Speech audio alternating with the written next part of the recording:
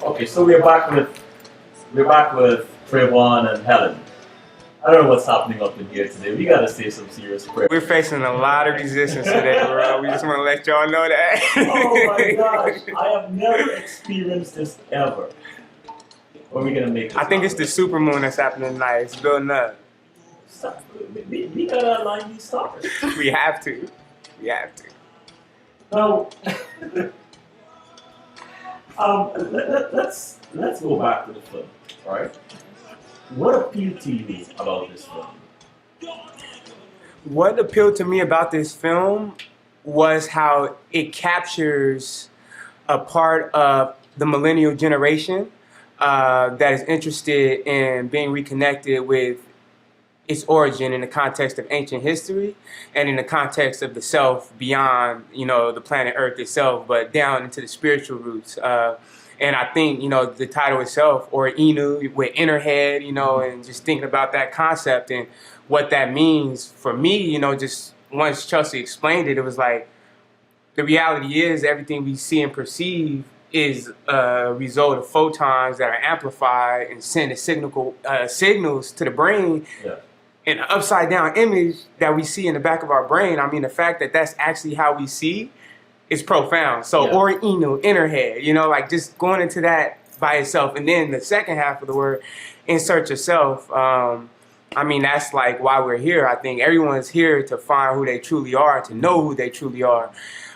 So when it comes down to Gaddafi and playing that role in the context of the film, it was, for me, the fact that I could relate so much to the character, and then that not only could I relate to the story, but that the story is very impactful. And I think so many people, not only of the millennial generation, but older, are going to be able to relate. I think it's providing a different a different voice than Let me ask you this. Let's take the second part. Insert yourself. Did you find yourself going in search of yourself? Did you go in search of yourself? Let me be more specific. Did you go in search of yourself? And what are two things you found about yourself that gave you pause? And is this in the context of the film? No, in context of you. Okay. Yeah, I'm constantly in search of self. I mean, it's a daily thing. And I think there's a period where I was in search of myself and I didn't know it. And that was when I was just ignorant and, just because I didn't know. Whereas once I came out here and had the opportunity to start studying Eastern, studies and, Africa and Asia, I became more consciously searching for myself. So now it's something that I constantly think about, I try moment by moment. And what was the second part of the question? What are two things that you found about yourself, you discovered about yourself that gave you pause? One thing I discovered about myself was that I'm a jack of all trades to some degree. But, there's a saying, you could be a jack of all trades or a master of one. Yeah. And I just don't see it that way, How do you see it? I see a jack of all trades being able to master whatever he wants to master, So, and I feel like people try to limit me a lot. And so that's the second part of what I found out about myself, that what other people say means a lot to me, period, and it's whether it's positive or negative. I'm always exploring why they said that or where it came from and was there truth and validity in it. So, ultimately, I realized that, one, that my essence, my consciousness is here on this planet to do a multiplicity of things. And then two, that what other people experience means a lot to me as well. And you, Helen, tell us, what did you discover about yourself? I think one of the most empowering things that I learned about myself, or not even that I learned about myself, because I feel like a lot of times we know these things. It's just a matter of accepting it. And I think it's that I am like a chameleon. A chameleon. Yeah. And that I have come to terms with the fact that my instrument is a vessel, and that I am here to just voice and not to place any judgment, and learning to accept, question, and accept not having concrete answers to anything, and accepting that, you know, truth is just a matter of us putting meaning onto reality. And that all of it, we all have our own truths, and that it's constantly changing as we evolve.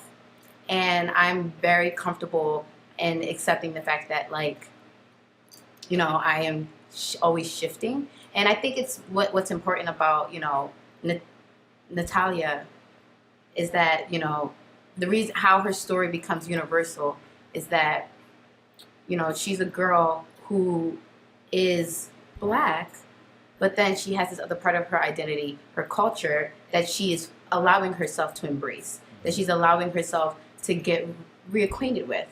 And I think that a lot of times, especially when you're born in America, when you're an American, it's sometimes you get a little disconnected, and that disconnect, it makes sense. Like, it's totally understandable, but it takes responsibility and courage to then be able to say, okay, this isn't all of my truth. This is a part of it. How did you prepare for this particular role? I try to always just approach it with complete honesty, and within, you know, just breaking it down. And, you know, to me, it's every actor's dream to have to deal with complex emotions. Right. That is like what drives us as actors, and to be able to deal with a character that's trying to figure it out. It's something that, you know, it was really easy for me to connect with, because I feel like I'm always just trying to figure out, like, who I'm changing every day. And you, Tre'von, how did you prepare for this character? Your character. So before I did this film, I did a feature film, and I didn't have like the main role or anything like that. But I played kind of this extraterrestrial character who was, you know, a human. And for that role, I spent a lot of time walking down the street like I was an alien, looking around like everybody was strange and I wasn't from this planet. And when I actually got to the set and was, you know, trying to apply some of the things, sometimes it got really complex in my head, you know, which can kind of get in your way as an actor. So from that experience, I learned that it requires a balance between preparation and just being.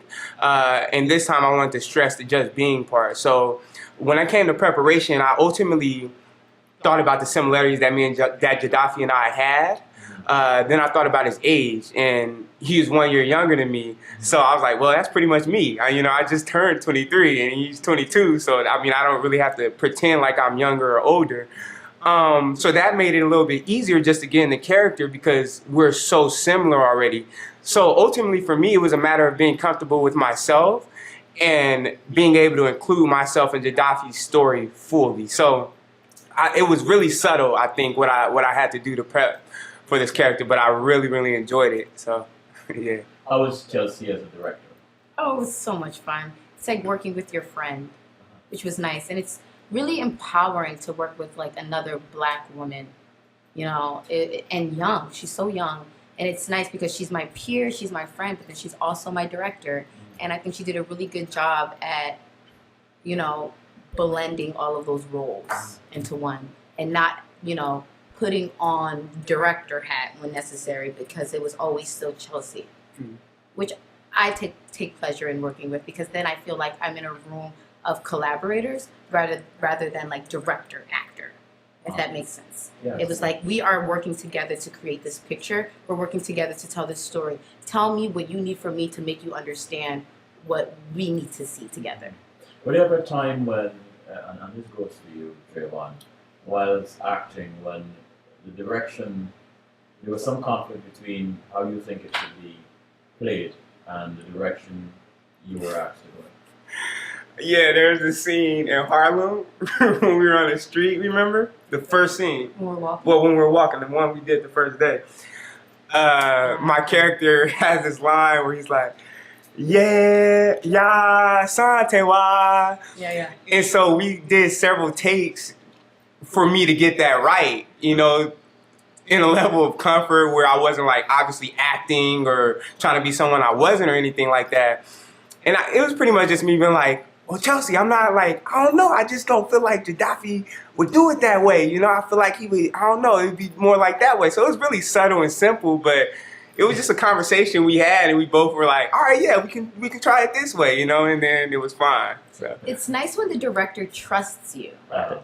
you know, as another artistic partner. Is there a role you're craving to play? There are many things I want to do. There are many roles I want to play. I mean, I would ideally, I would love to take like Viola Davis's job. Oh. I would just one day love to just be like, swoop, that's me. Thank you. Is she an actress you would like to play alongside something? Oh my gosh, absolutely. And you, Tre'von? dream role. Dream role.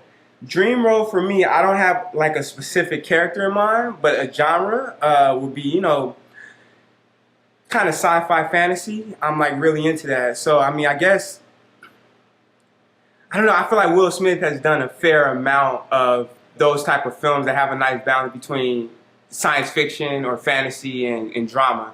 So, you know, one of them Will Smith movies out there somewhere. Yeah.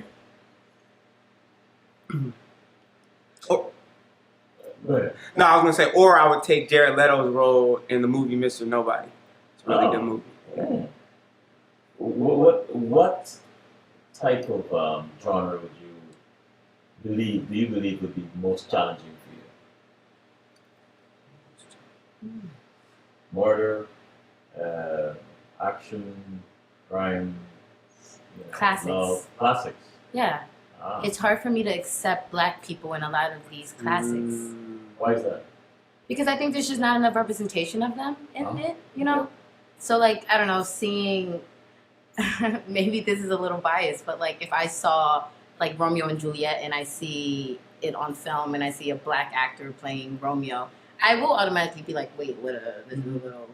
Because of how you were raised. Just because of, Yes. yeah. Yeah. Well, hopefully some of these roles can be played by your generation so that future Absolutely. generations won't have that sort of a shock. Absolutely. And also there will be more stories created that will be told within the same like realm and time. Like it can still be a classic and not be written by Shakespeare, and it does not have to necessarily be about Europeans, white Europeans. You know, it can be about Egyptians or Ethiopians, and that can be a classic. You know, or a classic era. What surprised you, both of you, about Ori Inu? What surprised you? What surprised me? Honestly, I think it's all the feedback we've been getting. It's just, you know, it's a short film. I didn't really, it's been like a lot of love and support coming from so many different avenues that has really been, you know, amazing. Yes. But also, like, when I watched the trailer, it's like, whoa, that's me. Okay. Yes. Whoa. Talking about the trailer, there's a scene where I saw your character running very fast, either away from something or towards something or something. What was going through your mind as you were racing down that pathway? At that time, I was pretty much in the mind of the character, and it was just a matter of like, I feel like I'm gonna give it away. Okay. But okay. I'll just say that it's just when you're in go mode and you see something or you think you see something and you have to get it. It's that moment where something is literally at your fingertips and it can just very easily fall off the edge of something and you have to catch it. And that's what that moment is. What was a defining moment for you in that film?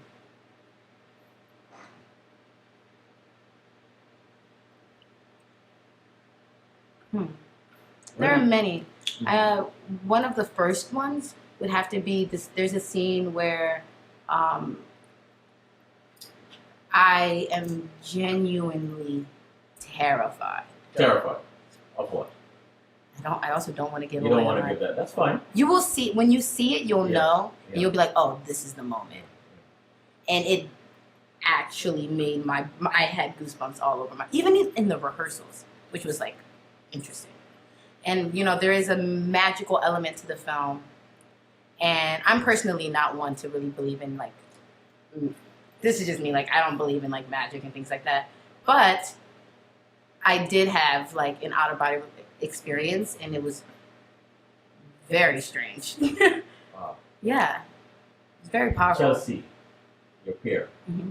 both of you,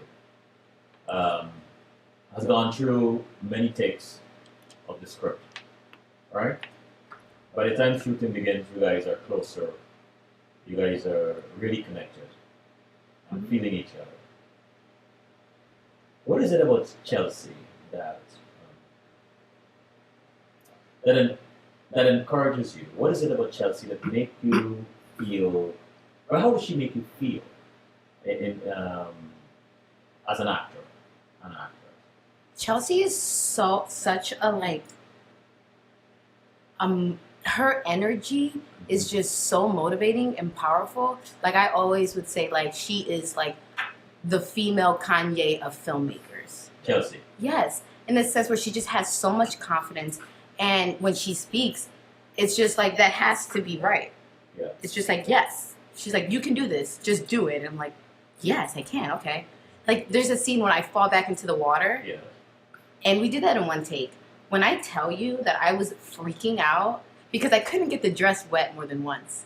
So once we took once we did the shot, once we took the take, that was it. We didn't have time because of the weather and everything to do it again. And she was just like, I need you to get this in one take. And she's like, you can do it. Just do it. And I was just like, got it. I can do this. And I did it.